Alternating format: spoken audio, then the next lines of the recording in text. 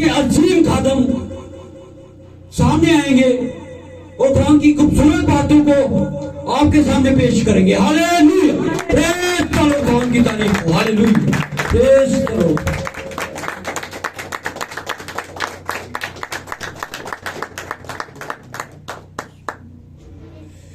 बहुत शुक्रिया, खुदा को बरकत दे। प्यारे भाई साहब, उस सारी खिदमत के लिए जो आपने यहाँ पर खुदा के मज़बा पर की है, और यकीनन इससे बहुत से लोगों ने अपने आप को तैयारी के मरहले में से गुजारे। हम खुदा उनका शुक्र करते हैं, खास तौर पर आज के सुबह के लिए, और इस बात के लिए भी कि खुदा ने मौसम को कंट्रोल में रखा ताकि लोग जो उसके कलाम की और उसके रूह की भूख रखते हैं वो उसके घर में आए और उसके कलाम से फैज़याब हो सकें। फैज़याबी का मतलब है शिफायाब होना। शिफायाबी, फैज़याबी का मतलब है शिफायाबी, फैज पाना, शिफा पाना या फायदा पाना। आमीन। तो फैज़याब होने का ये मतलब है। हालेलुया।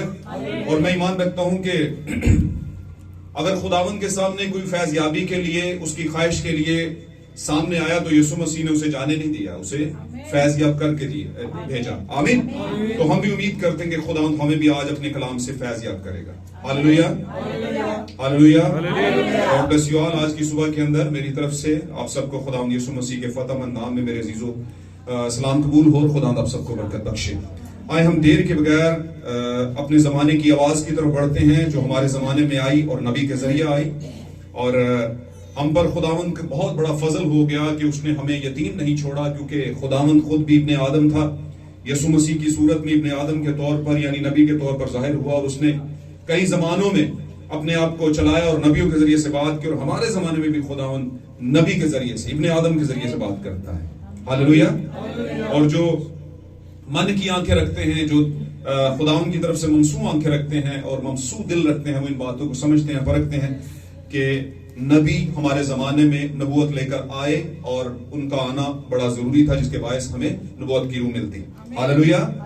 नबूवती कलाम मिलता, नबूवती मैसेज मिलता। आए हम देर के बगैर खुदावंद के कलाम की तरफ बढ़ते हैं। निकालिएगा मेरे साथ खुदावंद के कलाम अक़दस में से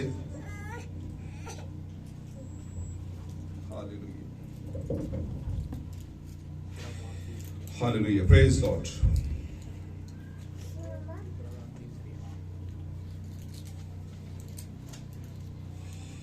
लूका रसूल की मार्फत लिखी गई खुदावंद यीशु मसीह की अंजील मुकद्दस। Praise God, hallelujah. उसको निकालेंगे, उसका 10वां बाब और 21वीं आयत से हम पढ़ेंगे। जी निकालिएगा। उसी घड़ी वो रुल कुद्स से खुशी में भर गया और कहने लगा, ऐ बाप आसमान और जमीन के खुदावंद, हाँ जी, मैं तेरी हम्द करता हूँ, मैं तेरी हम्द करता हूँ कि तूने ये बातें दनाओं और अक्लमंदों से छुपाई, कि तूने ये बातें दनाओं और अक्लमंदों से छुपाई और बच्चों पर जाहिर की, और बेब्स पर जाहिर की, बच्चों पर जाहिर की। जी पढ़िए। हाँ ऐ बाप, क्योंकि ऐसा ही तुझे पसंद आया। हाँ जी। ऐ बाप, मेरे बाप की तरफ से सब कुछ मुझे सौंपा गया। हाँ जी। और कोई नहीं जानता कि बेटा कौन है सिवा बाप के, और कोई नहीं जानता कि बाप कौन है सिवा बेटे के। आमीन, आमीन। एक और हवाला हम लेंगे, निकालिए मेरे साथ, चलिएगा। खरूज की किताब उसका 16वां बाब निकालेंगे हम, और इसको आप 25वीं 26वीं और 27वीं आयत से पढ़ेंगे। जी, खरूज की किताब, द बुक ऑफ एक्सोडस, खरूज की किताब 16वां बाब 25, 26 और 27। जी। और मूसा ने कहा जी कि आज उसी को खाओ, क्योंकि आज खुदावन का सब्बत है। हाँ जी। इसलिए वो आज तुमको मैदान में नहीं मिलेगा। आज खुदावन, आज वो तुमको मैदान में नहीं मिलेगा। क्या नहीं मिलेगा अभी पता चलता है। जी। 6 दिन तक तुम उसे जमा करना। हाँ जी, 6 दिन तक तुम उसे जमा करना, पर 7वें दिन सब्बत है। पर 7वें दिन सब्बत है। जी। उसमें वो नहीं मिलेगा। उसमें वो नहीं मिलेगा। और 7वें दिन ऐसा हुआ जी। कि उनमें से बाज आदमी मन बटोरने गए, और बाज आदमी 7वें दिन भी मन बटोरने गए, ये था जो नहीं मिलेगा जी, पर उनको कुछ नहीं मिला। पर उनको कुछ नहीं मिला। तब खुदावन ने मूसा से कहा हाँ जी। कि तुम लोग कब तक मेरे हुक्मों और शरीयत के मानने से इनकार करते रहोगे? जी देखो, चूंकि खुदावन ने तुमको सब्बत का दिन दिया है, हाँ जी। इसीलिए वो तुमको छठे दिन 2 दिन का खाना देता है। हाँ जी। सो तुम अपनी अपनी जगह रहो, हाँ जी। और 7वें दिन कोई अपनी जगह से बाहर ना जाए। आमीन। खुदावंद के कलाम का पढ़ा जाना और सुना जाना हमारे लिए बायस बरकत हो, और इसी जो इस कलाम के बायस आपकी जिंदगी पर किसी भी तरह की अगर मुश्किल है तो इस कलाम के बायस वो आपकी जिंदगी से दूर हो जाए, हट जाए, छट जाए। खुदावंद आपको बरकत दे। अजीजों, तशरीफ रखिए, खुदावंद आपके साथ हो। God bless you all. Praise God. थोड़े वक्त के लिए आपका ध्यान जो है यहां पर मलहूज़ खातर चाहता हूं, इस बात के लिए कि खुदावंद ने ये मौका हमें इसलिए दिया कि हम जमीन पर उस बात को जान पाए जो शायद बहुत से दानाओं और अक्लमंदों से ओझल है। हालेलुया। इससे पहले कि हम आगे बढ़े, मैं आज का टॉपिक आपको बता दूं, और आए हम छोटी सी दुआ करते हैं। आए हम छोटी सी दुआ करते हैं। कादर मुतलिक खुदावंद, जलाल के बादशाह यीशु मसीह में हमारे बुजुर्ग आसमानी बाप, तेरी शुक्रगुजारी हो, जैसा कि खुदा हम जानते हैं कि मोहरों का तोड़ने वाला, कलाम की रोटी को तोड़ने वाला और डिस्ट्रीब्यूट करने वाला, तकसीम करने वाला तू है खुदा। लेकिन तू तकसीम करने से पहले जानता है कि कौन इस रोटी को लेकर शैतानियत या अबलीसियत से भर जाएगा, गुनाह से भर जाएगा, मुश्किल में आ जाएगा, परेशानी में आ जाएगा और तेरे लोगों के खिलाफ काम करेगा, और कौन ऐसा है जो इस रोटी को खाकर अपना आप तुझे दे देगा। बिल्कुल वैसे ही जैसे तूने जब आखिरी फसह के वक्त में खुदावंद अपने शागिर्दों के हमरा रोटी तोड़ी, तो पाक कलाम कहता है कि वो रोटी को लेते ही यहूदा अस्करियोती के अंदर शैतान समा गया। खुदावंद खुदा, हम तेरा शुक्र करते हैं इस खूबसूरत रोटी के लिए जो तूने आज के दिन में हमें कलाम की सूरत में दी है। आप खुदावंद खुद इसे तोड़, हम इस लायक नहीं हैं, हमारे अंदर वो ताकत कुव्वत नहीं, वो हिकमत नहीं है, क्योंकि तू हिकमत का बानी और कामिल करने वाला खुदा है। खुदावंद इस हिकमत को तू खुदावंद लोगों तक लेकर जा। ये तेरी विजडम है, तेरी खुदावंद खुदा हिकमत है, शऊर है। इसको खुदावंद लोगों के ज़हनों दिलों में डाल। इस रोटी को तोड़, जब लोग इसे खाएं खुदावंद खुदा, और अपनी रूहानी खुदावंद कदो कामत में बढ़े और तामीर में बढ़े और तरक्की पाए। खुदावंद मैं ईमान रखता हूं खुदावंद तूने हमारी दुआ को सुना है। खुद आ और खुदावंद इसकी डिस्ट्रीब्यूशन कर, खुदावंद इसको तकसीम कर ताकि लोग इसको खाकर बरकत पाएं। यीशु मसीह के नाम में मांगते हैं, hallelujah, praise God. God bless you all. मैं आज का मौजू आपको बता दूं, खुदावंद आपको बरकत दे। एक बार फिर शुक्रगुजार हैं आज के दिन के लिए। आज का मौजू प्री डेस्टिनेटेड, पहले से ठहराया जाना। प्री डेस्टिनेटेड, पहले से ठहराए हुए। आमीन। मुकर्रर शुदा, पहले से ठहराए हुए, मुकर्रर शुदा। हालेलुया। ये हमारा आज का मौजू है, और ये मौजू बहुत खास है। यहां पर हमने 2 हवाले पढ़े। हवाले पूरी लंबी लिस्ट है, और मैंने बताया कि जो कलाम की पहचान या जान या परख रखना चाहते हैं, वो इस कलाम के बारे में जान और खोज करने के लिए अपनी पेंसिल और कलम को लेकर, कागज और कलम को लेकर आते हैं। और कुछ चीजें हैं जो बारहा नहीं कही जा सकती, हमें खुद ही समझदारी के साथ चलना चाहिए। और उस पूरे टॉपिक के हवाले जात आपके सामने आ सकते हैं ताकि आप उसको समझें और बरकत पाएं। एनी हो, हम आगे बढ़ते हैं। प्रीडेस्टिनेटेड, पहले से ठहराया जाना। हालेलुया। बाइबल मुकद्दस प्रीडेस्टिनेटेड के बारे में, पहले से ठहराए हुए लोगों के बारे में बड़ी वाज़ेह बातें करती है और बेशुमार हवाले बयान करती है। हालेलुया। लेकिन सितम ज़रीफी इस मुआशरे की, इस दुनिया की, इस जमाने के चर्च सिस्टम की, कि वो प्रीडेस्टिनेटेड पर ज्यादा ध्यान नहीं देता।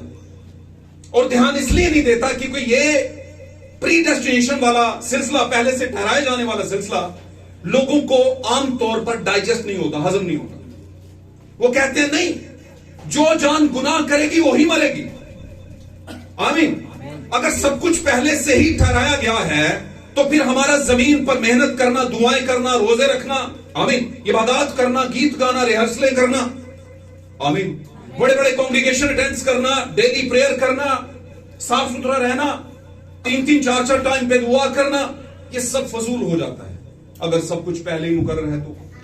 इसका दूसरा मतलब यह भी है कि अगर पहले ही रिजल्ट निकल चुका है तो फिर हमें मेहनत करने की क्या जरूरत है। तो मैं इस मामले में आपको एक बात पूछना चाहता हूं, आपसे ये सवाल है और उन लोगों से भी सवाल है जो प्रीडेस्टिनेटेड या प्रीडेस्टिनेशन के ऊपर ईमान नहीं रखते, पहले से ठहराए जाने पर ईमान रखते। उनसे एक सवाल करता हूं कि भाई क्या आपको पता है कि रिजल्ट में आपका नाम है या नहीं? उस रिजल्ट में आप फेल हैं या पास हैं, क्या आपको पता है? मुझे बताइए, क्या आपको पता है? आपको नहीं पता।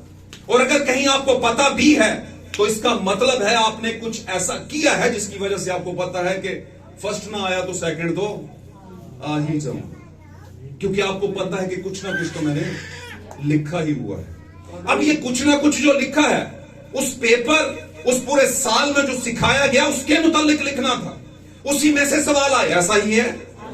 और अगर वो सवाल आए और आपने उन सवालों के कोई और जवाब दिए तो फिर आप माजरत के साथ फेल हो जाएंगे। हालेलुया। और यही मामला पाक कलाम का भी है। उसने जमीन पर हमें एक वक्त दिया है कि अपने आप को उस शरीयत के मुताबिक जो पुराने अहद में थी और उस शरीयत के मुताबिक जो नए अहद में फजल की शरीयत है उसके मुताबिक हम चलें। ईमानदारों को खुदा ने आवाज ही से अपने कलाम के ताबे रहना, उसको समझना, उसके मुताबिक चलने का हुक्म दिया है। Hallelujah, hallelujah. लेकिन इन सब में एक और बात आपको बताता चलो, हवाले बहुत से हैं, मैं बीच में एक तीसरा हवाला पढ़ाऊंगा जरूर। खुदा क्यों अक्लमंदों से अपने भेद छुपा रहा है? यहां पर लिखा है, ए खुदावन में तरस। कौन कह रहा था ये किसके अल्फाज हैं जिसने कहे? लूका की इंजील के 10वें बाब में कौन बात कर रहा है? बात क्या कर रहा है, बल्कि दुआ कर रहा है खुदा से। कौन कर? बेटा यीशु मसीह अपने बाप से यानी खुदारू से बात कर रहा है। आमीन, हालेलुया। और अगर मैं सच्ची बात करूं तो हम जब दुआ करते हैं तो हम खुदा से क्या करते हैं? बातें ही करते हैं। वो बातें जो हम पब्लिक में नहीं कर सकते, वो बातें हम अपने बाप से करते हैं। हालेलुया। वहां पर खुदावंद यीशु मसीह बाप से कह रहा है और ये बात बता रहा है कि ऐ खुदावंद, ऐ बाप, मैं तेरा शुक्र करता हूं। और शुक्र करने से पहले लिखा वो खुशी से भर गया। किस बात की खुशी भाई? आपको पढ़िएगा उस आयत को, आपने पढ़ा है, सुना भी है। यीशु मसीह खुशी से भर गए और उन्होंने कहा है, बाप मैं तेरा शुक्र करता हूं कि ये बातें तूने दानाओं और अकलमंदों से छुपाई हैं। यीशु मसीह वैसे किन से बात कर रहा है? किन के बारे में उस टाइम पे बात कर रहा है? फकीर फरीसी। गॉड ब्लेस यू, खुदा बरकत दे आपको कह रहा है।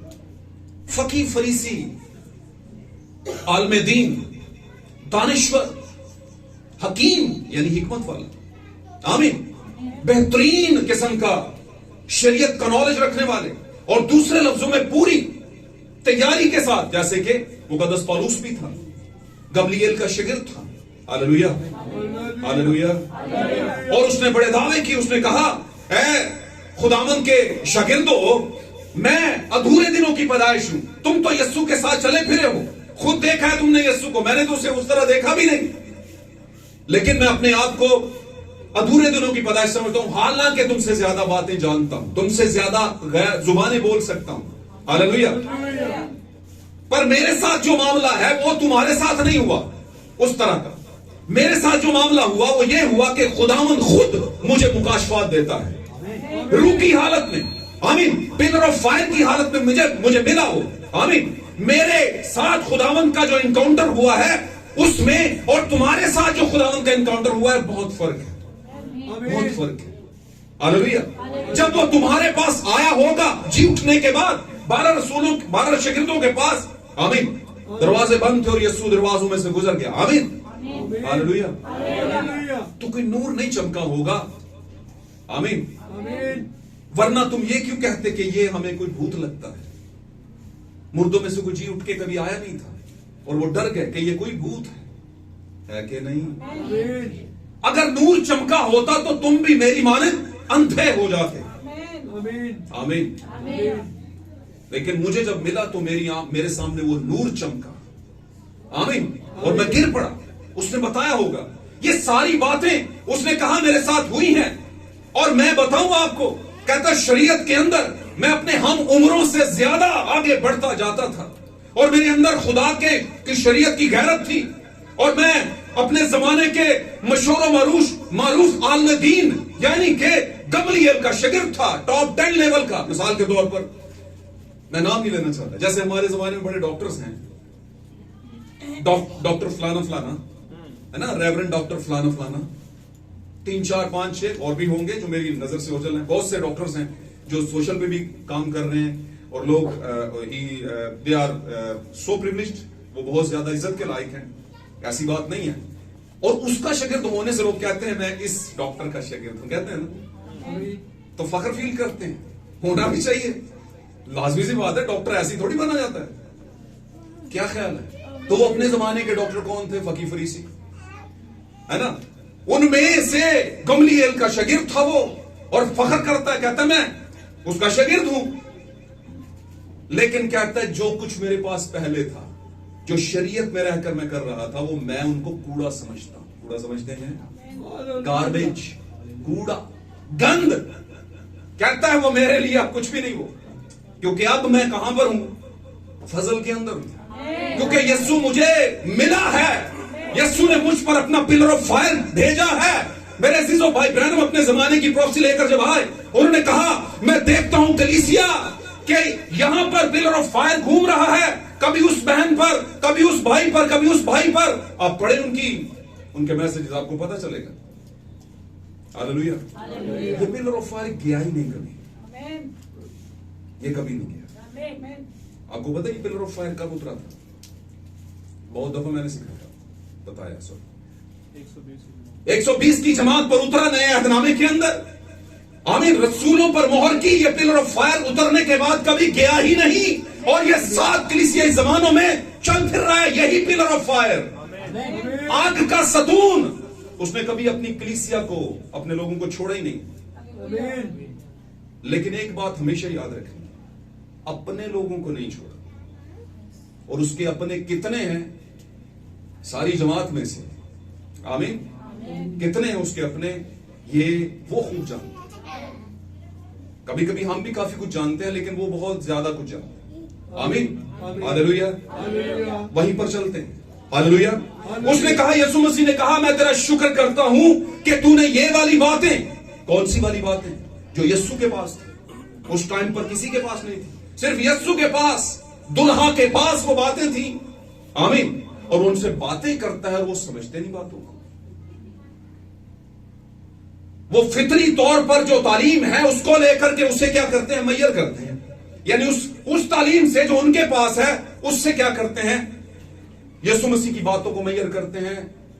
हालेलुया।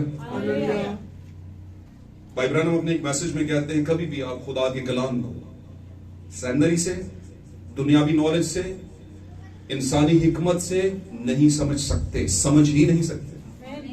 तो फिर कैसे समझ सकते हैं?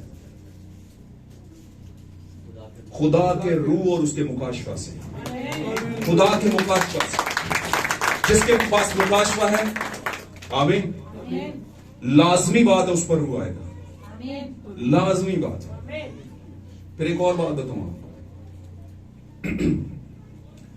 कभी कभी फॉर द टाइम बीइंग हम इतने बुरी हालत में चले जाते हैं कि रूह वहां पर ठहरता नहीं। लेकिन अगर प्री डेस्टिनेटेड है आप, अगर आप पहले से ठहराए हुए हैं, अगर आप बर्रा की किताब में लिखे हुए हैं, आमीन, बर्रा की किताब यानी दुल्हा की किताब में लिखे हैं, आमीन, तो वो आपके दिल को दोबारा नरम करेगा और फिर आप तौबा करेंगे, क्योंकि खुदा का एक तरीका है, आप गुनाह करने के बाद तौबा करके ही खुदा उनके पास आ सकते हैं और रूह फिर आप पर आएगा।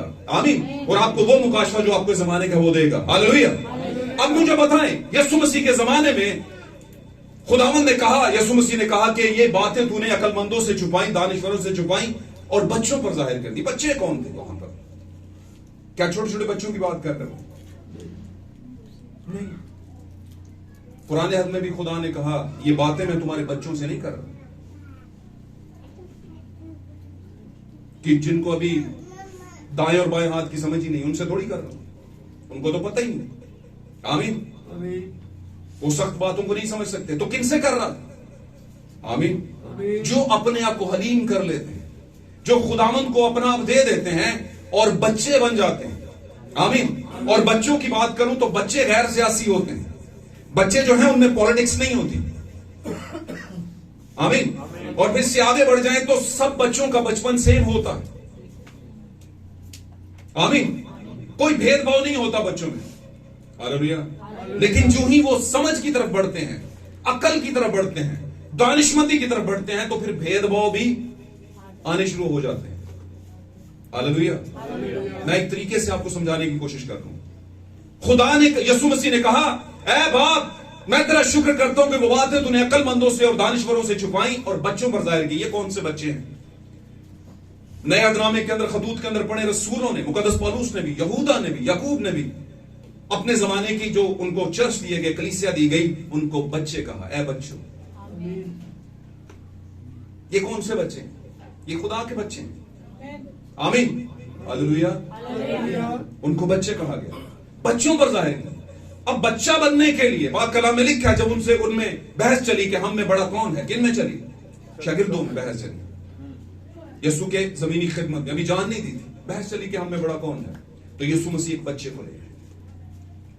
यीशु मसीह ने कहा, मैं तुमसे सच कहता हूं, जब तक तुम इस बच्चे की मानद, जब तक तुम में से कोई इस बच्चे की मानद अपने आप को नहीं बनाएगा, खुदा की बादशाही में दाखिल नहीं होगा।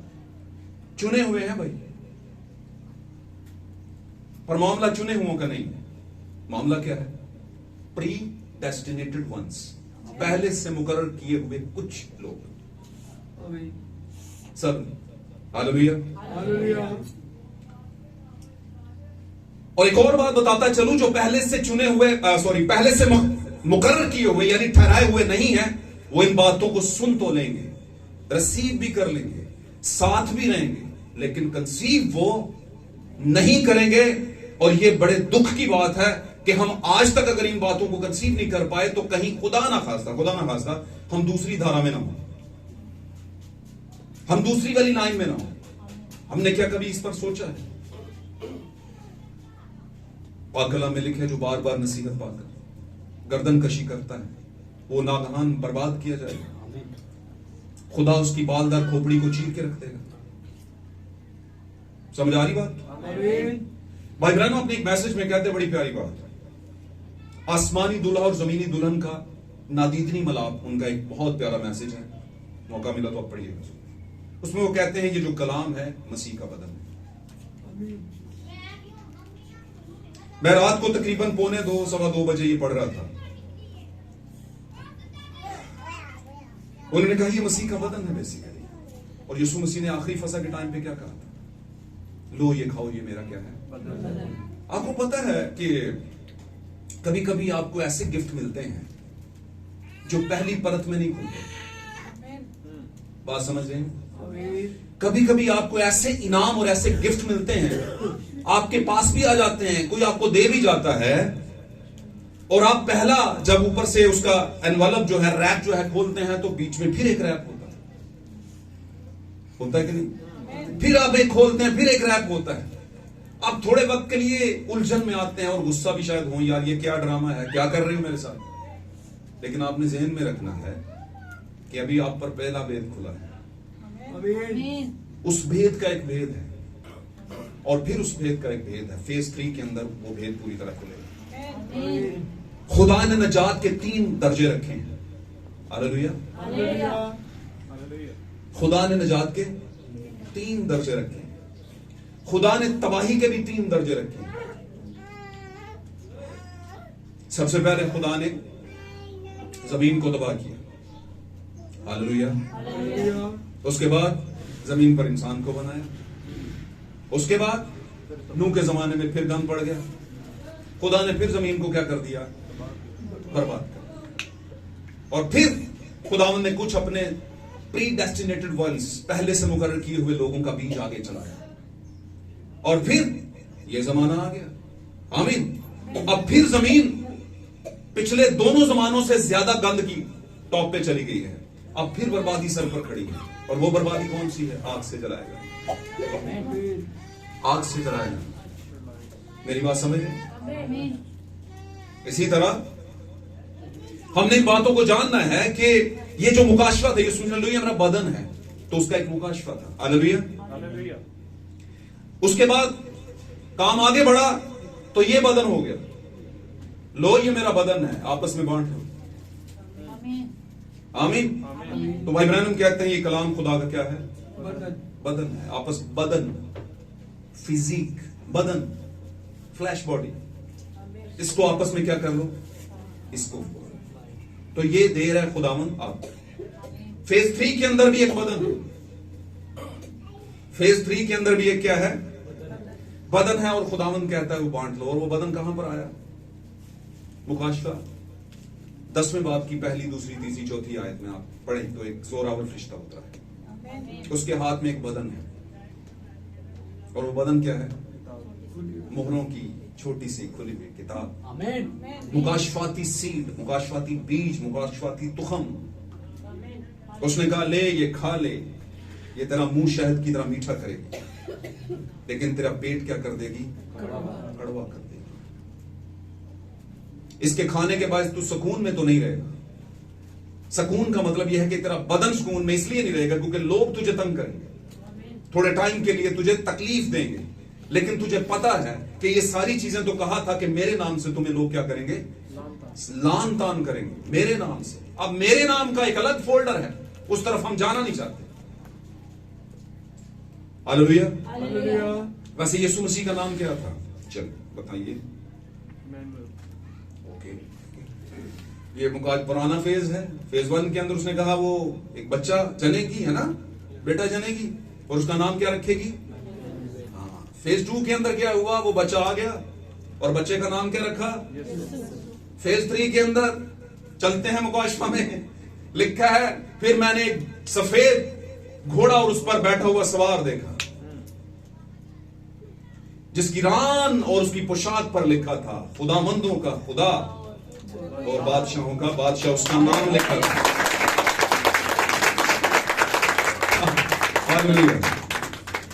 और एक और जगह पर लिखा है कि उसका नाम कलामे खुदा है। मामलात में क्या आपने कभी 2 हफ्ते पहले वाली ब्रेड खाई है? नहीं खाई। आप तो जनाब जी 2 घंटे पहले पक्की रोटी नहीं खाते हैं? नहीं ना खाते। क्यों? दिल नहीं करता ताजा बना के दें। तो इस मामले में भी ताजा को छोड़कर पीछे लता बजाई हुई है। आधे से ज्यादा लोग तो 10 हुक्म रटन दे विच पे देने। 10 हुक्म रट लो भाई। अच्छा रट लोगे तो क्या होगा? जो रटने का कहा गया वो तो रटा नहीं आपने, वो नहीं रटा। क्यों नहीं रटा?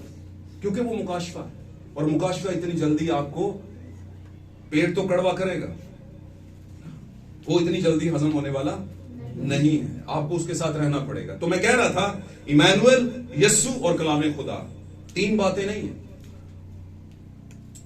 एक ही बात है, एक ही बात है। लेकिन फेज 1, 2, 3 के अंदर हमें समझना पड़ेगा हम कौन से फेज में खड़े हैं। क्या इमैनुअल वाले, क्या यस्सु वाले, या कलामे खुदा वाले? कलामे खुदा वाले फेज में खड़े हैं।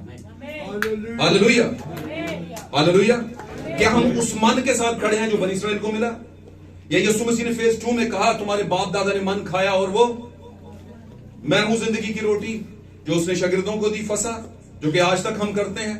क्या उस वाले फेज में खड़े हैं, या उस रोटी वाले फेज में जो मुकाशफा 10 में उतरी है? तो कौन सी है? ले ये खा ले, ये तेरा पेट तो कड़वा कर देगी लेकिन तेरे मुंह में शहद की माने। फेज 3 के हालेलुया। ये बातें उसने कहा दानाओं और अकलमंदों से छुपी हैं। क्या झूठ कहा था यीशु ने? सच कहा। अब वो दाना और अकलमंद किस चीज के थे? लाइनों के। अच्छा इतनी किताबें रट ली, इतनी पढ़ ली, इतनी पढ़ ली, इतनी। अच्छा फिर उनमें फकीह भी थे और फरीसी भी थे और सदूकी भी थे। 3 तरह के तो कम अज कम थे। इनका फर्क है। अगर करंथस की कलीसिया के नाम खतों को पढ़े तो वहां पर पौलुस इनको खोलता है इन बातों। फिर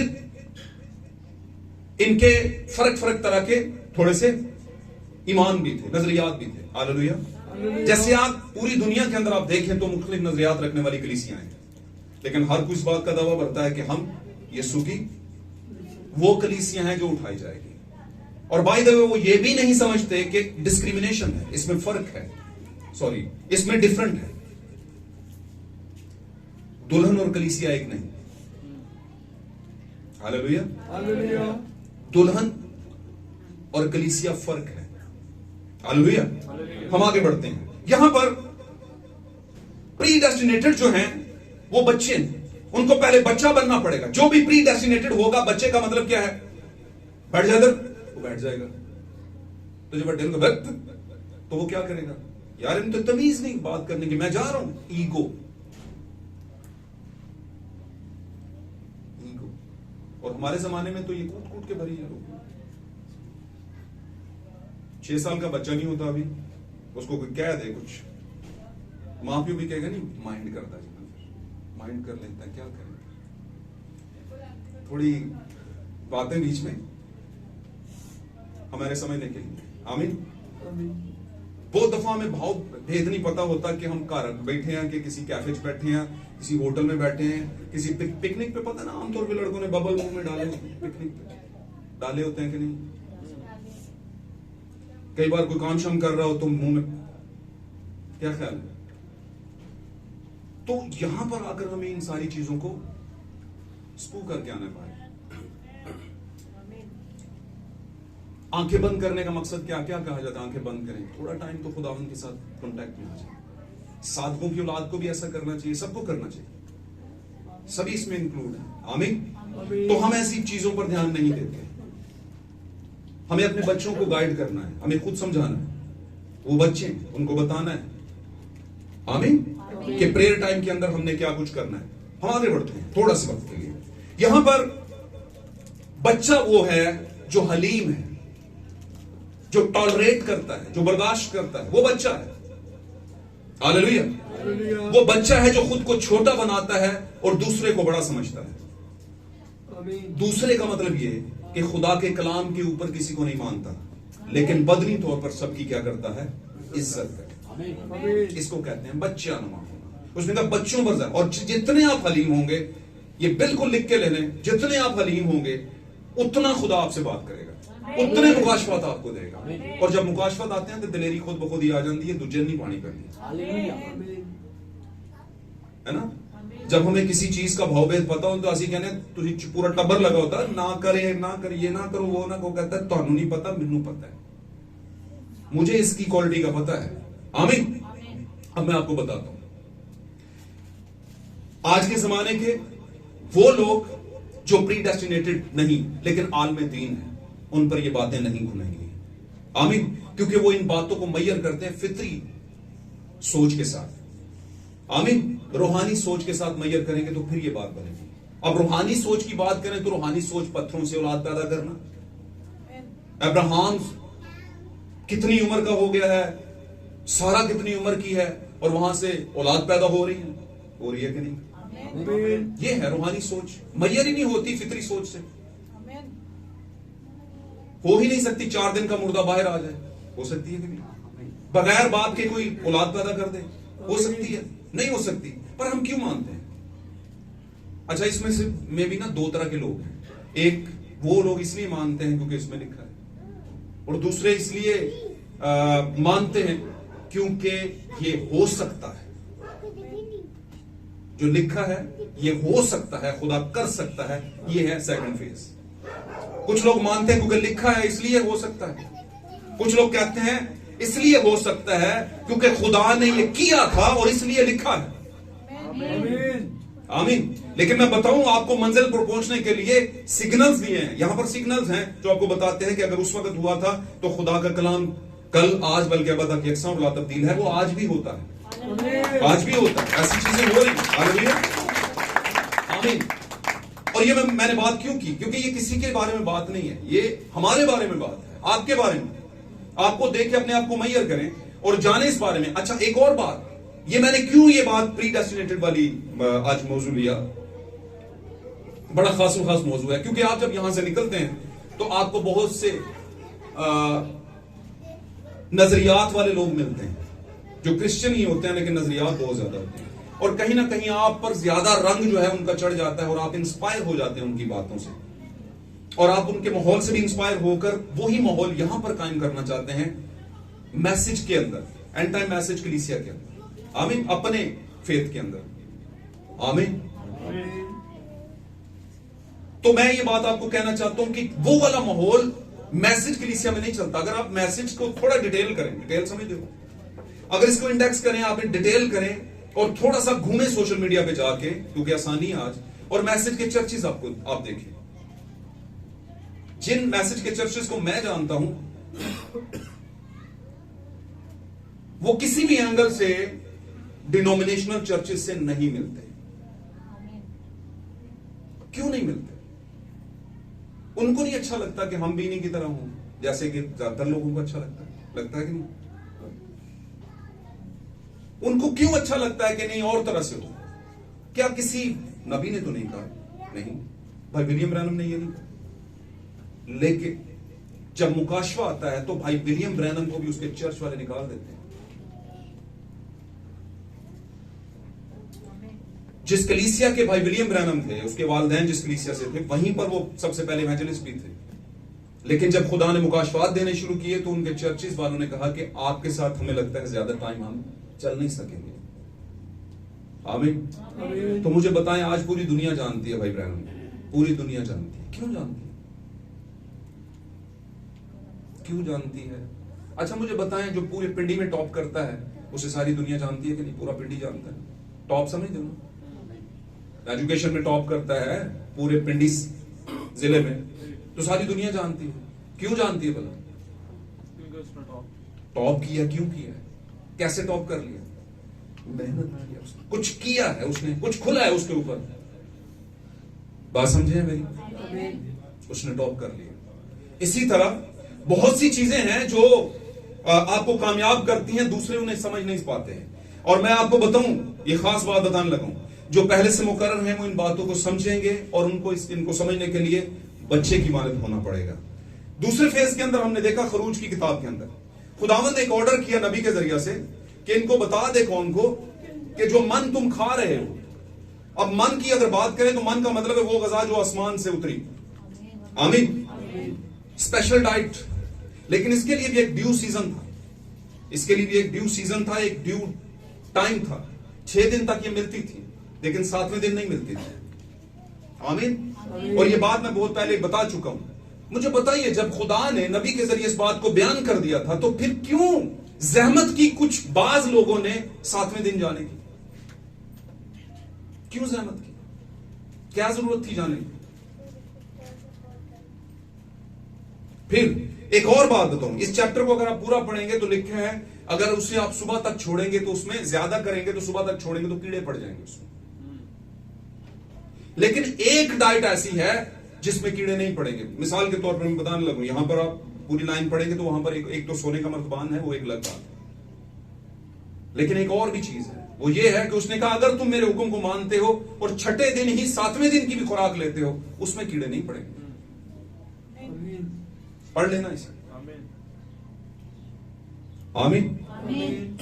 अगर तुम उसे 7वें दिन, छठे दिन ही 7वें दिन की 2 दिन की ले लेते हो डाइट, मन ले लेते हो, तो उसमें कीड़े नहीं पड़ेंगे।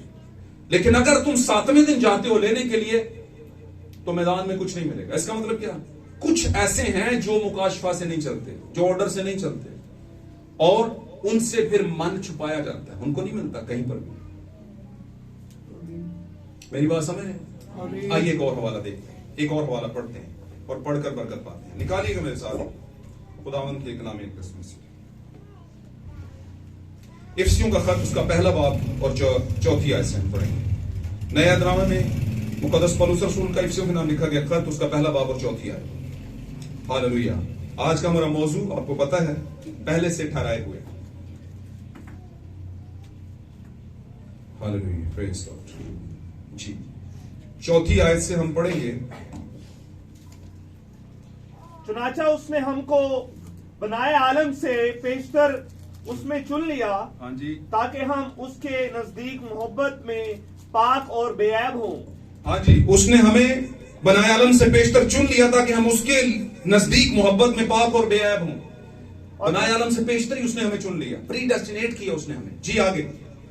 और उसने अपनी मर्जी के नेक इरादा के मुआफिक हाँ जी, हमें अपने लिए पेशतर से मुकर्रर किया। हाँ जी, पेशतर से प्री डेस्टिनेट किया, पेशतर से बहुत पहले से ही अपनी मर्जी, उसकी नेक मर्जी का इरादा, उसका जो इरादा था मर्जी का, वो नेक था किन के लिए? जिनको उसने पहले से चुन लिया। जी आगे। मुकर्रर किया हाँ जी, कि यीशु मसीह के वसीला से उसके ले पालक बेटे हों। हाँ जी, यीशु मसीह के वसीला से किसके लिए पालक बेटे हों? खुदा के, जिसका बाप जिसका यीशु भी बेटा है। जी, ताकि उसके उस फजल के जलाल की सताइश हो हाँ जी, जो हमें उस अजीज में मुफ्त बख्शा। हाँ जी, पढ़ते जाएं। हमको उसमें उसके खून के वसीला से मखलसी यानी कसूरों की माफी उसके उस फजल की दौलत के मुआफिक हासिल है जी, पढ़ते जाएं। जो उसने हर तरह की हिकमत और दनाई के साथ कसरत से हम पर नाजिल किया। जी, चुनाचा उसने अपनी मर्जी के भेद को अपने उस नेक इरादा के मुआफिक हम पर जाहिर किया। खुदावंद की मर्जी का भेद जो है, रेवलेशन जो है, उसने हम पर अपने नेक इरादा के मुआफिक हम पर जाहिर किया है। जी, जिसे अपने आप में ठहरा लिया। हाँ जी, ठहरा लिया था जी, ताकि जमानों के पूरे होने का ऐसा इंतजाम हो कि मसीह में सब चीजों का मजमुआ हो जाए। ताकि जमानों के, यानी 7 कलीसियाई जमाने खास तौर पर, उनके पूरा होने का क्या हो? इंतजाम हो। जी, ऐसा इंतजाम हो कि मसीह में सब चीजों का मजमुआ हो जाए। हाँ जी, ख्वाह वो आसमान की हो ख्वाह जमीन के। पढ़ते उसी जाएं। में हम भी उसके इरादा के मुआफिक जो अपनी मर्जी की मसलहत से सब कुछ करता है हाँ जी, पेशतर से मुकर्रर होकर मिरास बने। आमीन। हम पेशतर से मुकर्रर होकर क्या बने? हम मिरास बने हैं। और मिरास कौन सी? जो यस्सु की है। आमीन। वो सारी बादशाही जो यस्सु को मिली है, हमें भी खुदा ने पेशतर से ही दे दी है। ये मौजू आप समझ रहे हैं ना? इसका मैं कहने का क्या मतलब है? मेरे कहने का ये मतलब है, यहां पर खुदावन मुकद्दस पौलुस रसूल के जरिए इफिसियों की कलीसिया को कह रहा है कि हम खुदावन के नेक इरादा के मुताबिक पेशतर से ठहराए हुए हैं, हम पेशतर से चुने हुए हैं ताकि उसकी मर्जी के भेद को हासिल कर पाए। हालेलुया। उसकी मर्जी के भेद को हासिल कर पाए। और मर्जी का भेद हमेशा, भेद जो है नबी के जरिए आता है। बार बार बता रहा हूं, नबी कोई ऐसा होता है जो खुदा का मुंह बनता है। हालेलुया। जो खुदा से रिसीव करता है। हालेलुया। और फिर आगे क्या है? उस जमाने की कौम को, कलीसिया को देता है। हालेलुया। आपने कभी अपने आप को चेक एंड बैलेंस किया है कि क्या आप ठहराए हुए हैं या नहीं ठहराए हुए? कभी नहीं कर सकते आप। एक ही कसवटी है, एक ही तराजू है जिससे आप कर सकते हैं। अगर खुदा के मुकाशफात आपके दिल में जगह पा जाए, अगर वो बातें जो पेट में कड़वाहट पैदा करती हैं उनको आप कंट्रोल कर पाए, रख पाए अपनी जिंदगी में। आमीन। खुदावंद यस्सु के मुकाशफाती भेदों के बायस आप लान तान उठा सके। मुझे बताइए लान तान में से क्या है? मैं आपको एक आसान सी मिसाल दूं। आसान सी मिसाल दूं। हमारे इलाके में कितने चर्च हैं? चर्च का मतलब समझते हैं? कितने लीडर हैं जिनके चर्च यहां पर? 5 से 6 तो हैं। बात समझ? कुछ बाहर जाते हैं, कुछ यहीं पे करवा रहे हैं।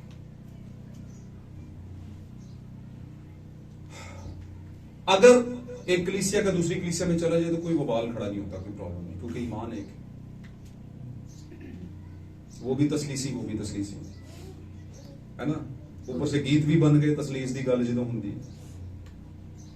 बगैर सोचे समझे। वो भी तसलीसी, तो इसमें रोला क्या है? कोई मसला नहीं है।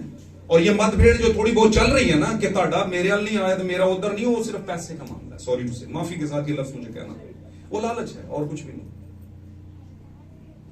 हालेलुया। कोई एक चर्च का बंदा दूसरे में चला जाए, दूसरे का तीसरे में चला जाए, प्रॉब्लम नहीं है। एक पादरी दूसरे को बुला रहा है, दूसरा तीसरे को बुला रहा है, प्रॉब्लम नहीं है। लेकिन जब वो इसके बारे में सोचेगा तो प्रॉब्लम खड़ी होगी।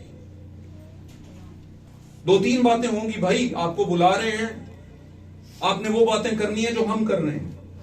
अगर आपको ये एग्रीमेंट कबूल है, इस बात पे एग्री हैं आप, तो फिर आइए हमारे चर्च में, मोस्ट वेलकम। लेकिन अगर आप कुछ भेदों की बातें करते हैं तो फिर आप मत आइए। तो इसका मतलब क्या है?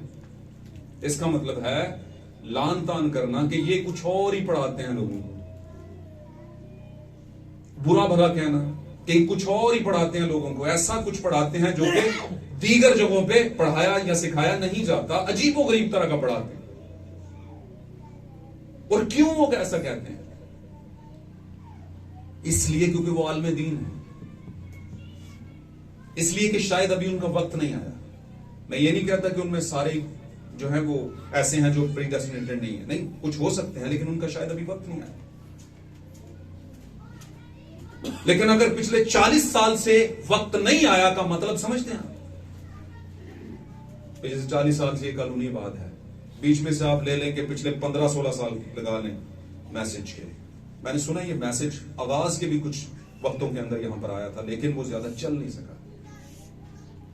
कुछ खादम आए थे, मैंने सुना है कुछ पुराने पादरियों से इस बात के बारे में, और उस वक्त भी उनको लगा था ये क्या फजूलियात है यार, ये क्या फजूल बातें करते हैं सरपंच जी, या फजूल बातें करते हैं, या और पास्टर ना बने हैं, ये किस तरह की फजूल बातें करते हैं यार, कोई नबी भी है, ये किस तरह की फजूल बातें करते हैं, कोई बादल भी है, ये किस तरह की फजूल बातें करते हैं यार, कि मतलब पास्टर जो है वो एक बीवी का शोहर जरूर हो, फजूल बातें करते हैं। तो फजूल वो किसको कह रहे होते हैं? क्या खुदा ने आगाज में बादल में बात नहीं की? क्या खुदा अहद के संदूक पर वो धुएं के बादल में बात नहीं करता था? क्या खुदा यीशु मसीह को बादल में बात नहीं कर रहा? क्या ये नहीं कह रहा ये मेरा प्यारा बेटा है, बादल ने उनको घेर लिया? क्या बनी इस्राइल के ऊपर बादल नहीं था? दिन को बादल बन के नहीं आता था, बात नहीं करता था? तो फिर हमारे जमाने में अगर आ गया तो क्या वो नहीं आ सकता? मुकद्दस पौलुस कहता है भाइयों, हमारे बाप दादा बादल के नीचे थे। केड़े बादल के नीचे थे? ये वाले जो हो गए हैं बारिश वाले, नहीं, इसके नीचे नहीं थे, क्योंकि वो वाला बादल जो था वो फितरी नहीं है। हालेलुया। वो बादल खुदावन का बादल, और उसमें से होकर खुदा बात करता है। हालेलुया। जब लिखा है कि पहाड़ जो है वो दहक उठा पुराने अहद के अंदर, तो बादल में से होकर खुदा ने बात की। हालेलुया। इस बारे में याद रखिएगा, यीशु मसीह सलीब पर है और बादल गरजा। पढ़िएगा लूका को, पूरी डिटेल पढ़िएगा। और बादल गरजने का मतलब समझते हैं? खुदा का बोलना। खुदा हर जमाने में बोला है और बादल के जरिए बोला है, फिर हमारे जमाने में क्यों नहीं? अगर वो तब बोल सकता है तो आज क्यों नहीं बोल सकता? बोल सकता है, लेकिन ये बातें दीगर लोगों को फजूल लगती हैं, और यही बड़ा निशान है कि वो प्री डेस्टिनेटेड, ईमान के लिए प्री डेस्टिनेटेड नहीं है, बल्कि जलाए जाने के लिए, मरने के लिए प्री डेस्टिनेटेड है। और मैं सच्ची बात बता रहा हूं, ये मैं सच कह रहा हूं कि जो ठहराए हुए नहीं वो सब मरेंगे। हालेलुया। वक्त की कमी की वजह से मैं आपको ज्यादा डिटेल नहीं बता रहा, मेरे पास हवाले हैं, बहुत ज्यादा हैं, मैं आपके सामने बयान कर सकता हूं इस बारे में। आमीन। मैं थोड़ा सा आपके लिए खुद ही पढ़ देता हूं, एक दो चीजें पढ़ देता हूं सिर्फ आपके लिए। रोमियो के खत के अंदर 9 बाब की 16वीं 17वीं आयत के अंदर लिखा है, बस ये ना इरादा करने वाले पर मुनस्सर है, ना दौड़ धूप करने वाले पर, बल्कि रहम करने वाले खुदा पर। क्योंकि किताब मुकद्दस फिरौन के बारे में क्या कहती है कि खुदा खुद ही उसका दिल नरम कर देता था, खुद ही सख्त कर देता था। तो जिनका खुद जो प्री डेस्टिनेटेड नहीं होते खुदा के बचाए जाने के प्लान में, जो कि हमेशा के लिए इस बात के लिए दुनिया में पैदा हुए कि उनका नुकसान होना ही होना है, वो बचाए जाने के लिए नहीं है। आमीन। जैसे कि फिरौन भी था, उसका दिल नरम हो जाता तो इसका मतलब ये नहीं कि बचाया जाएगा। समझ आ रही है? वो कहता कि तेरा खुदा सच्चा है यार, ये वाफ्तें जाने दे, वो ये भी कह देता, वो मूसा के साथ इबादतें भी कर लेता, लेकिन वो कौन था? वो फिरौन था। और फिरौन का मतलब है वो बादशाह, फिरौन का मतलब ये फिरौन का जो टाइटल आया है ये बेसिकली आया है मिस्री प्लेटफॉर्म पे, मिस्री बैकग्राउंड से आया है। और मिस्री आपको पता है कहां से आया, मिस्री कहां से आया, मिस्र की नस्ल कहां से आई थी उस वक्त, मिस्र खुद एक बंदा था। हालेलुया। और उसी के नाम पर आगे फिर, और ये चलते चलते अगर आप पीछे जाएंगे उस घर तक जाएंगे जहां से ये काम शुरू हुआ तो वो कायन है। इसलिए कहा आप डिटेल पे जाए, नस्ल पर जाया करें और नस्ल जो है वो बताएगी आपको कौन किस नस्ल से है। तो कुछ ऐसे हैं जो जितना मर्जी भी कर लें, ना इरादा करने वाले पर मुनसर है कि मैं हूं तो ना दुआ करनी करनी, दुआ करना अच्छी बात है, ना इरादा करने वाले पर मुनसर है कि मैं अब स्पिरिचुअल सॉन्ग गाया करूंगा, है ना, इस पे भी मुनसर नहीं, बल्कि जिस पर रहम होगा, पाक कलाम में जिस पर रहम करना जरूरी होगा मैं उस पर रहम करूंगा, जिस पर रहम करना जरूरी नहीं है मैं नहीं करूंगा। और लोग कहते हैं कि खुदा जो है वो किसी की हलाकत नहीं चाहता, खुदा किसी की, तो इसका मतलब क्या है, इसका दूसरा मतलब यह है कि सब बचेंगे, लेकिन सब नहीं बचेंगे। अगर सब बचेंगे तो जहन्नम कैसे, अगर सब बचेंगे तो आर्मागेडन जंग किस लिए लगा रहे, अगर सब भी बच जाते तो नूह की कश्ती तैयार करने का क्या मकसद, सभी बच रहे हैं, नो प्रॉब्लम, पानी आवे जो मर्जी है, बच जाएंगे, बचेंगे नहीं। पाक कलाम में लिखा है नविश्तों के अंदर जो नजिस है नजिस होता चला जाएगा, होता चला जाएगा नहीं बल्कि लिखा, सॉरी टू से, लिखा है जो नजिस है वो नजिस होता जाए और जो पाक है वो पाक तरीन होता जाए, होता जाए। वो भाइयों जड़ा नजिस है उन्होंने कहना वो भी पाक तरीन होता जाए, क्यों कहूं, क्या बनने वाली चीज बनाने वाले से कह सकती है कि तूने मुझे ऐसा क्यों बनाया, प्री डेस्टिनेट हो चुका है। हालेलुया। लेकिन प्रॉब्लम कहां है, प्रॉब्लम इस जंक्शन पर है, इस जोड़ पर प्रॉब्लम है। इस जगह पर आपने सोचना है कि खुदावंद ने आपको एक काम दिया, और वो काम क्या दिया है, दुआ में मांगा करो, दुआ में मांगा करो। क्या मांगा करो, ऐ खुदावंद हमें आजमाइश से बचा, ऐसे ही है, बुराई से बचा।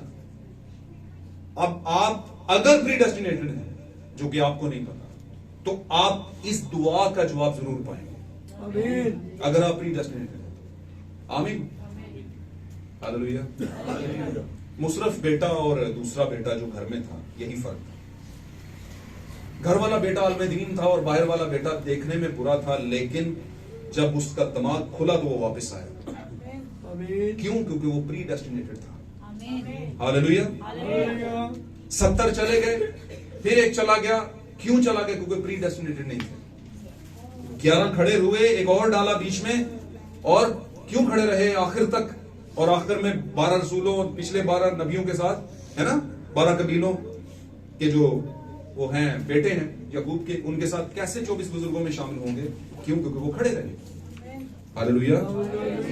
तो जो प्री डेस्टिनेटेड, अच्छा ये बातें आप मैयर किया करें, आप सॉरी मैयर कह दिया, आपको जब कोई बात करता है तो आप बोलें कि ये मामला प्री डेस्टिनेशन का है। लोग इसे नहीं मानेंगे, मैंने देखा, मैंने 2-2, 3-3 घंटे लोगों के साथ इस मामले पर लोगों को बहस करते हुए देखा है, लोगों को, मैं नहीं करता बहस के साथ, नो। पाक कलाम में लिखा है कि खुदावंद ने ये बातें बच्चों पर जाहिर की, अक्लमंदों से छुपाई हैं। आमीन। और नबी बयान करता है कि आप बहस से कभी भी खुदा की बातों को नहीं समझ सकेंगे, आपके पास मुकाशफा होगा तो समझ पाएंगे। 2 तरह के लगे मजबा, आगाज में पहली कुर्बानी के वक्त हुआ था कि नहीं, एक मजबा हाबल का और दूसरा, मजबा का मतलब क्या है, ज़बह करने की जगह। काश इस ईद पर मैं अपनी अना को ज़बह कर दूं, जो हर बात में मैं करती थी। मैं सबसे बेहतर हूं, मैं सबसे बेहतर। तो कभी कभी ना बंदा गिर रहा होता है तो अना का जो है ना वो भी पकड़ा होता है, बैग काफी वजनी होता है, ऊपर से टाइनिंग टूट रही होती है, तो ऊपर से बंदा कहता है बैग छोड़। अगर बैग छोड़ेगा तो बच जाएगा, वजन कम हो जाएगा। तो कहता है नहीं यार ये छोड़ दी ना, अना समझते ना, खुद ही ये छोड़ दी तो मामला खराब। तो कहता है यार इसे छोड़ेगा तो बचेगा, और जैसे ही उसने वो छोड़ी बच गया।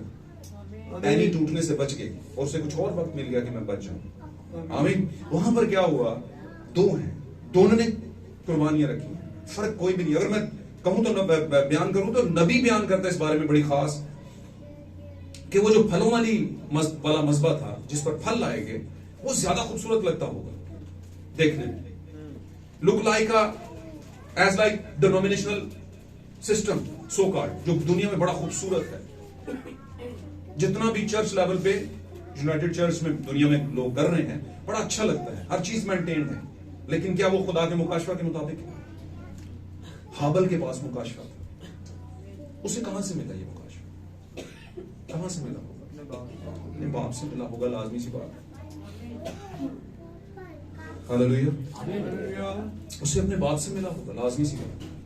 लेकिन याद रखिए, कभी कभी बाप मुकाशवा बताने का टाइम ही नहीं। मिसाल के तौर पे कुछ ऐसे हैं, मैंने बड़े लोगों को सुना है, वो कहते हैं जी हड्डा वालद जो है वो बहुत छोटे थे, हम वो दुनिया से चले। तो अम्मी बताती हैं कि वो पास्टर हुआ करते थे, गल समझ लो। अम्मी बताती हैं कि वो बिलीवर हुआ करते थे, अम्मी बताती हैं कि वो ईमानदार थे और बड़े जबरदस्त ईमानदार थे, स्ट्रॉन्ग बिलीवर थे।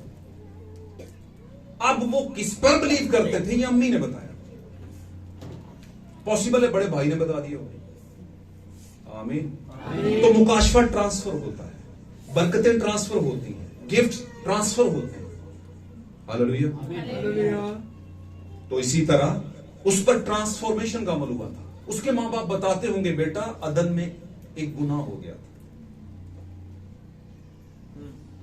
हमें पता नहीं था कि हम किस हालत के अंदर हैं, लेकिन जब हमने ये मामला अपनी जिंदगी में हम ले आए, इन मामलात को खुदा के हुक्म की अदूली कर दी, हमने गुनाह और ममनूआ फल खा लिया, तो फिर हमने देखा कि हम नंगे थे। फितरी सोच ने हमें बताया कि हम नंगे हैं, और उसमें सारा काम बेटा इब्लीस का था, सांप के जरिए से इब्लीस आया था। बताया उन्होंने, होगा, पक्की बात। आमीन। जब बताया तो उसने कहा कि फिर मामा हल क्या निकाला उसका? आज तो आपने कपड़े पहने हुए हैं मामा। तो उन्हें बताया, बेटा हल हमने नहीं निकाला था। हल किसने निकाला था? खुदा ने, यहोवा पाक ने, एलोहीम ने हल निकाला था।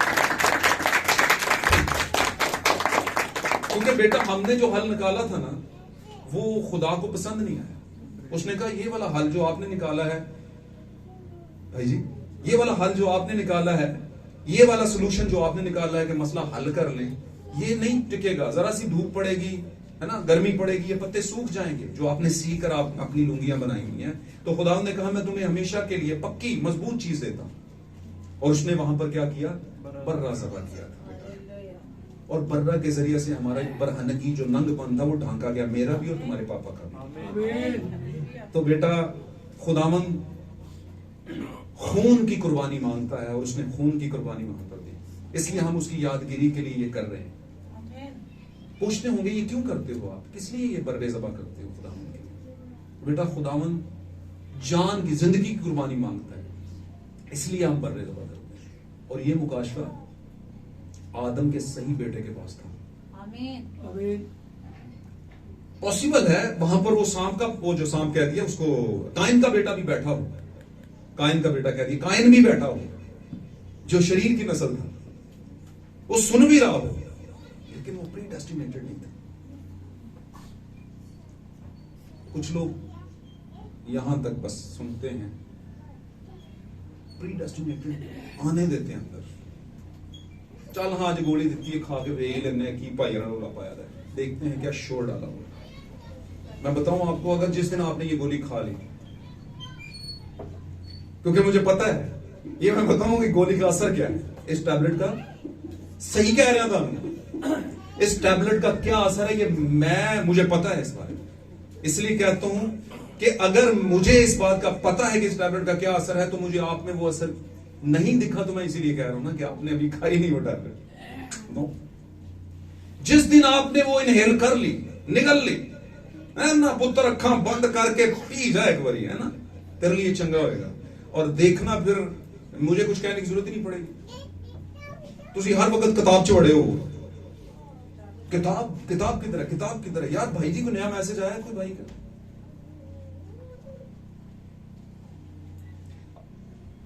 मैं आपको बताऊं, मैं अभी जॉब करता हूं, उसके बावजूद मेरे बच्चों से पूछें, फैमिली से पूछें कि मेरे वो जो है ना, बल्कि जाते भी हैं मेरे बच्चे उधर जाते भी हैं, देखते हैं मेरे जहां पे मैं सोता हूं मेरे साथ ही वो छोटा सा मैंने एक रखा हुआ स्टूल सा, उसके ऊपर सारी चीजें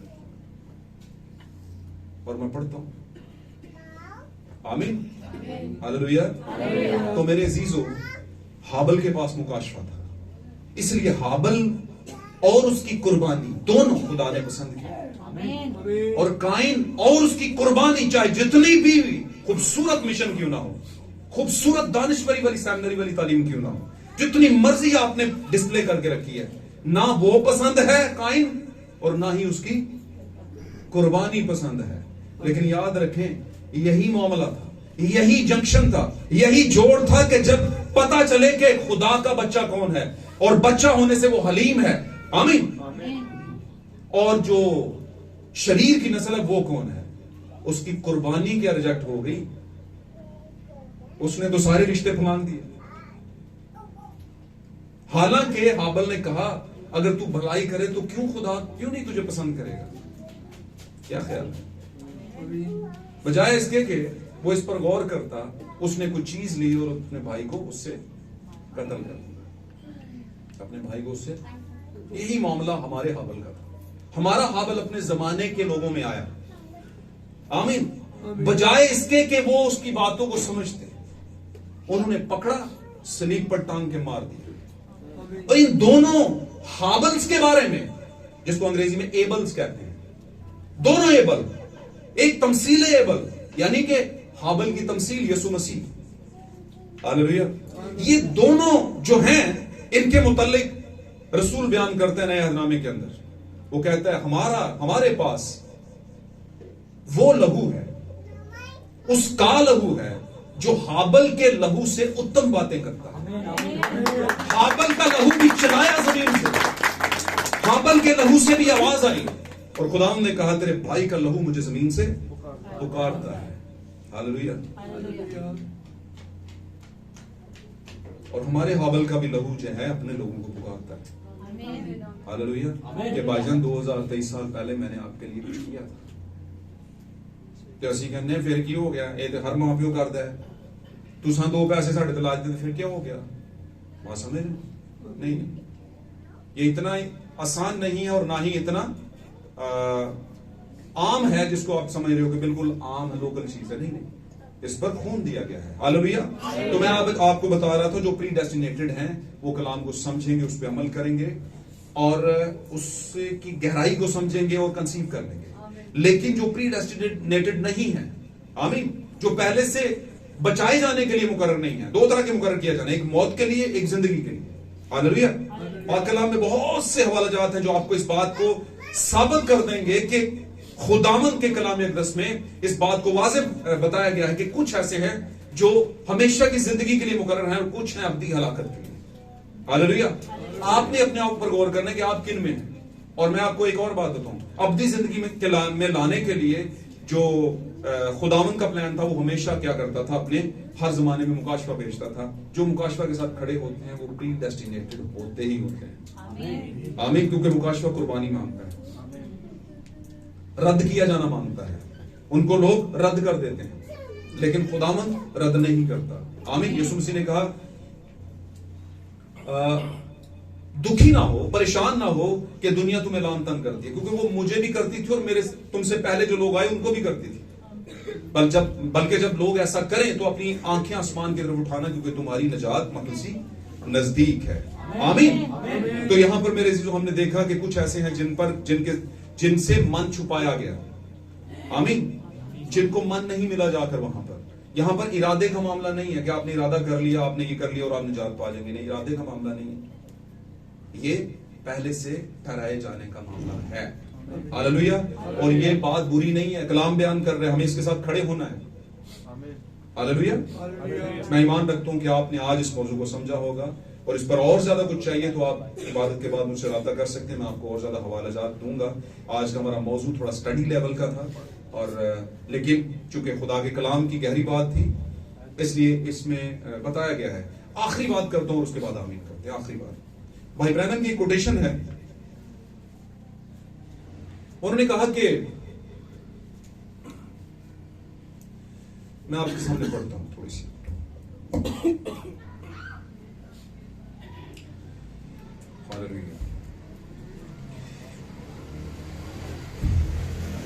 invisible union of the bride of Christ, Yeshu Masih की दुल्हन का नादीदनी मिलाप, जो नजर ना आने वाला मिलाप है, यानी रैप्चर, ये उस टॉपिक से है।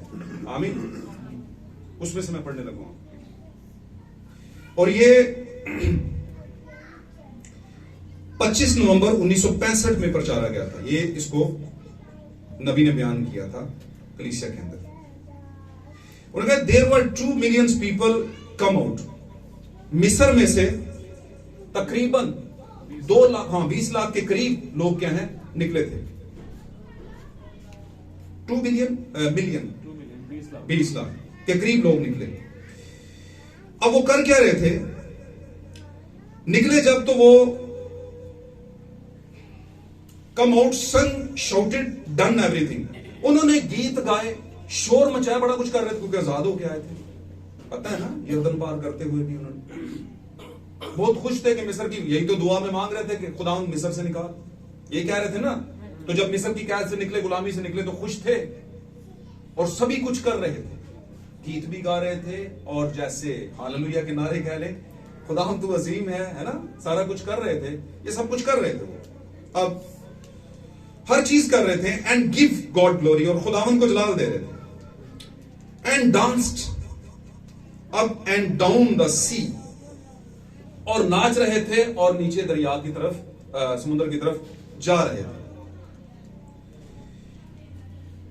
एंड डन एवरीथिंग, और हर चीज उन्होंने की जो कुछ एक ईमानदार करता है। That all the rest of them did, जो कुछ वो कर सकते थे वो उन्होंने किया। But there were only 2 went into the promised land, लेकिन इसके बावजूद सिर्फ 2 ही उस वादे की सरजमीन में गए। मेरा आज का मौजू क्या था? Predestinated ones. कुछ हैं जो मुकर्रर हैं, सारे नहीं। सिर्फ 2 ही उस वादे की सरजमीन में गए, नबी बयान करते हैं। It's 1 out of million in natural birth. उन्होंने कहा कि जैसे लाखों के अंदर सिर्फ एक ही है जिनको हकीकी पैदाइश मिली है। जैसे 50 लोगों की कलीसिया और 2 लोगों को शायद हकीकी पैदाइश मिली, हकीकी उन्होंने बर्थ ली। आमीन। बाकी नहीं, यीशु मसीह का नाम बपतिस्मा तो ले आया, लेकिन बस ले आएगी, उसका कोई इंपैक्ट नहीं हुआ। और मैं कहूं इंपैक्ट हुआ था, होने दिया नहीं। पापा जी तुसी जो मर्जी कहते रहो, हमने जब सोच लिया तो सोच लिया, बात समझ रहे हैं।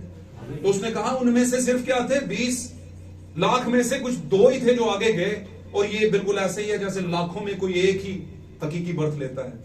बात को गौर से सुनी, छोटी सी बात करने लगूं, ये कोटेशन उनकी पढ़ रहा हूं। 65 के अंदर ये मैसेज उन्होंने दिया था अमेरिका के अंदर। आमीन।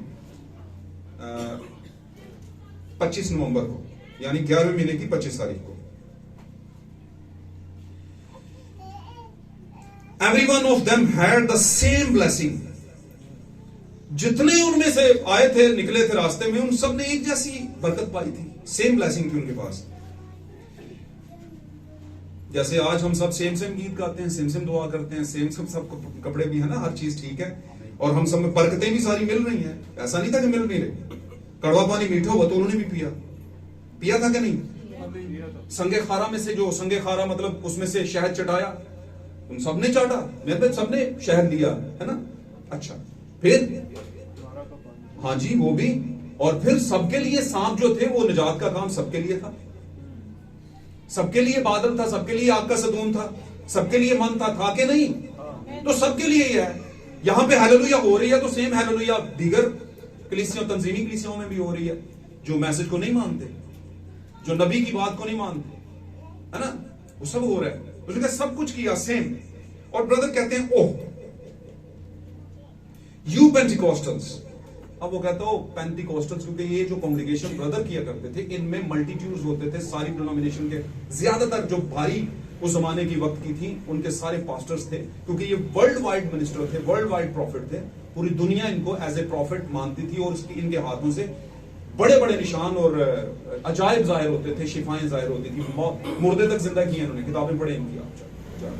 आज पूरी दुनिया मानती सिर्फ कॉलोनी दे कुछ स्क्वायर फुट दे लोग ने, या कुछ पाकिस्तान के कुछ लोग हैं जो नहीं मानते, बल्कि अब तो यहां पर भी बहुत फैल गया, क्योंकि आया नहीं था ना, तेरा खाना खाता ना उसका समझ नहीं आती। तो कहता है ओ यू द पेंटिकोस्टल्स, और ये पेंटिकोस्टल्स किन की बात कर रहे हैं? ये वही पेंटिकोस्टल जड़ थी जो 120 वाली थी, लेकिन आगे आके डिनोमिनेशन होगी, उनसे कह रहा है। अब क्या कह रहा है, इसको पढ़ते हैं।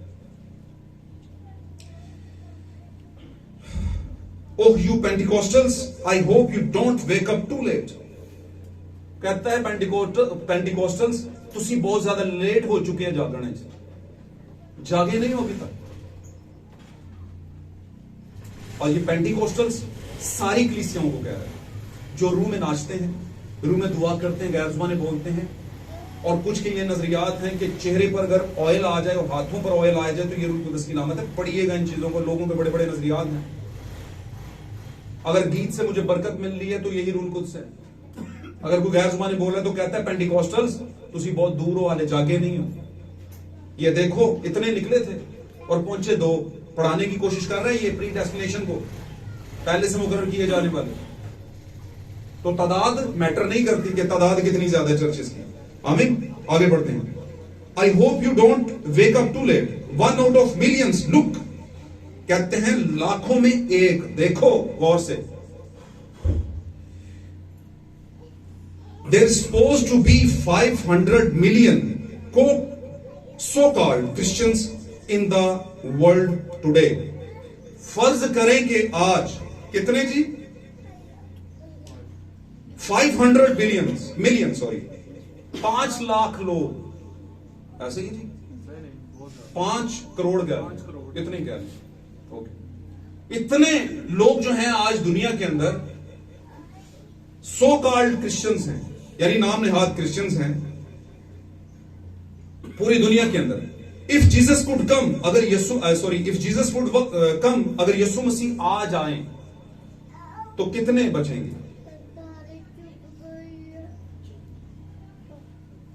If Jesus would come, there would only be 500 go with him then.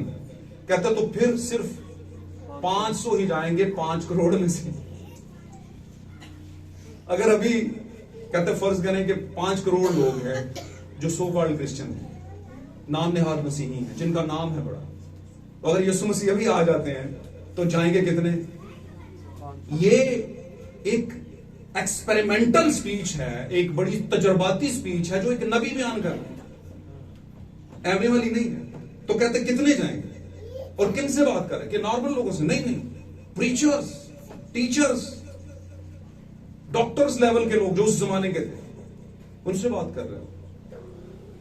तो कहता है मुझे लगता है कि इतने ही जाएंगे, 5 करोड़ में से 500 जाएंगे तकरीबन, तो ये बहुत कम है। ओके, इफ दैट स्टैटिस्टिक, हाँ जी, if that statistic would run true, ये है वो अदादो शुमार जो चलेगा, ये है गिनती जो आएगी जब यीशु मसीह आएंगे, इतनी सी 500 वाली, ये स्टैटिस्टिक होगी, स्टैटिस्टिक, हाँ जी, क्या बोले? हाँ जी, स्टैटिस्टिक्स वुड रन ट्रू, सही हो गया। तो ये कोटेशन थी उनकी, और उन्होंने बताया कि कौन है जो गए थे वहां पर वादे के मुल्क में। और हमारे लिए वादे का मुल्क तो पता ना, आसमानी एक जगह है, रैप्चर है, जो फर्स्ट टाइम पे यीशु मसीह इनविजिबल यूनियन होगी उसकी और उसके दुल्हा की, दुल्हन की और दुल्हा की, आमीन, यानी नादीदनी मलाप होगा। हालेलुया।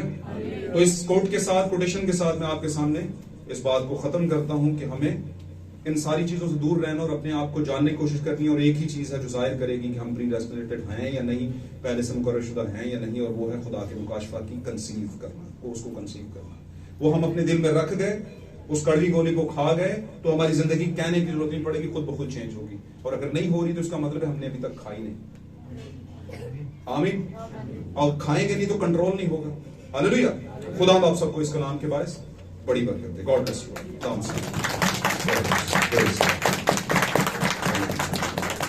आए हम सब अपनी आंखें बंद करें, हम सब अपनी आंखें बंद करें, आंखें बंद करें।